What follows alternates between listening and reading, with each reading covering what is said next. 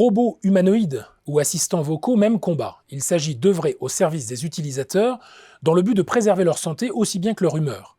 Ainsi, ils font œuvre de bienveillance, au sens où l'entend le philosophe Pierre Cassou-Noguès dans un essai qui met en évidence l'ambiguïté de ce terme, car la bienveillance suppose ici la surveillance, mais aussi le potentiel de modifier en profondeur les relations professionnelles.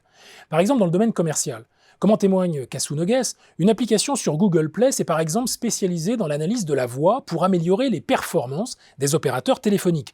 Commerce à distance, services après-vente, compagnie d'assurance, l'algorithme analyse les intonations de l'opérateur et du client durant leur conversation pour évaluer leur satisfaction et donner des conseils à l'opérateur. Faire ressortir de l'émotion, prendre un ton plus ferme ou plus empathique, ralentir son débit, etc., etc. La société Cogito, qui développe ce service, qui transforme en profondeur la relation client, a également pour projet de bouleverser la relation médicale à partir de données récoltées sur le téléphone du patient. À terme, indique-t-on, le but est de se passer du médecin, car le logiciel pourra bientôt renseigner directement l'utilisateur de l'ordiphone sur son état général, rendant superflue l'intervention d'un professionnel de santé. Le nom de cette application est bien choisi, Cogito Companion. Ainsi, vous n'avez plus besoin d'avoir de rapport à vous-même puisque l'application fait le travail à votre place.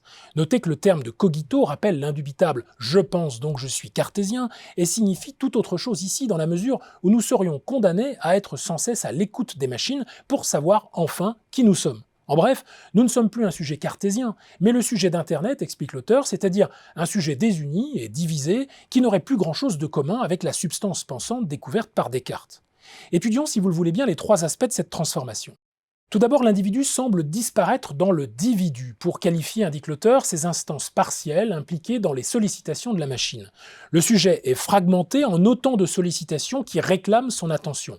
Composer un code, recevoir une notification, répondre à un appel, checker ses emails, etc., etc. Deuxièmement, nos contenus de pensée n'en sortent pas indemnes. L'auteur mentionne le site Crowpack, qui permet à des leaders d'opinion de se faire connaître et de s'exprimer tout en proposant aux utilisateurs de leur suggérer un choix de candidat à partir de l'analyse de leurs données. En gros, si vous ne savez pas qui choisir, la machine le sait pour vous.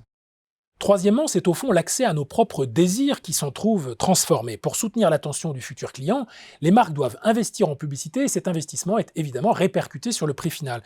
Il évoque alors le travail zombie, lequel est finalement fourni par le futur client lui-même, son temps de cerveau humain disponible, aurait dit l'ancien président de TF1, sans améliorer les qualités du produit qu'il devra néanmoins payer plus cher pour cette raison.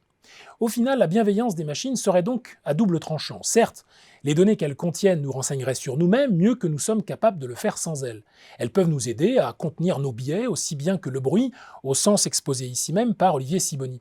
Il ne faut donc pas tout à fait écarter ce point positif. Mais à quel prix parviendront-elles? C'est là la question posée par ce texte captivant. Le risque encouru y est décrit en tant que syndrome du thermomètre. Ce qu'indique le mercure vous renseigne sur votre température, certes, mais ne vous dit rien de vos états d'âme.